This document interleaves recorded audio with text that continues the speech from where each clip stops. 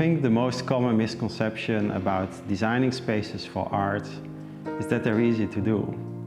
It actually is the opposite. It's these pure minimalist white spaces where the designer is challenged to focus on the most critical elements of architecture: light, proportion, and routing. My name is Henny van der Stolrooy. I'm design director of Studio HVN, and we designed the new space for Lisson Gallery in Beijing.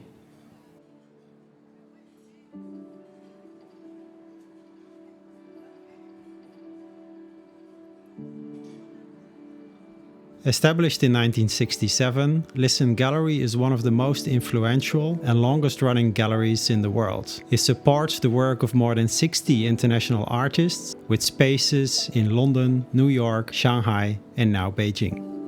Their newest Beijing location is a 780 square meter space located on the 4th floor of Blanc International Contemporary Art Space. The objective of the design was to reflect Lisson Gallery standards as a leading international contemporary art gallery, and we wanted to connect this space to their New York and London locations. When we started the design process, we focused on these 4 elements: the gallery's rich history and their artists, routing through space, proportion, and the use of light.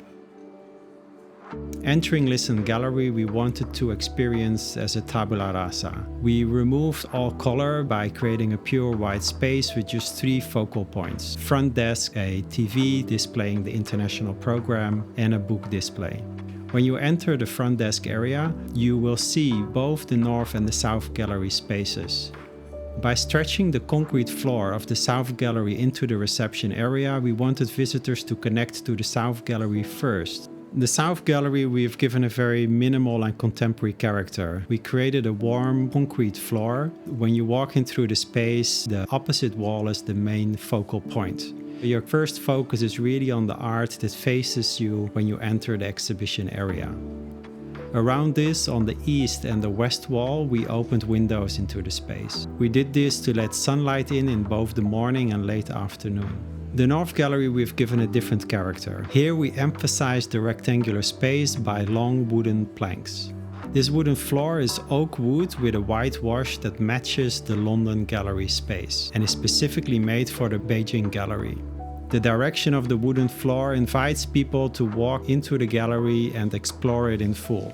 The private area is entered through a large double glass door. This area is where the viewing rooms and the offices are located. The viewing rooms provide art viewing experiences where one can engage with art on a personal level. When entering the corridor, you will notice the lowered ceiling. This is where we placed all the air conditioning, engineering, and piping.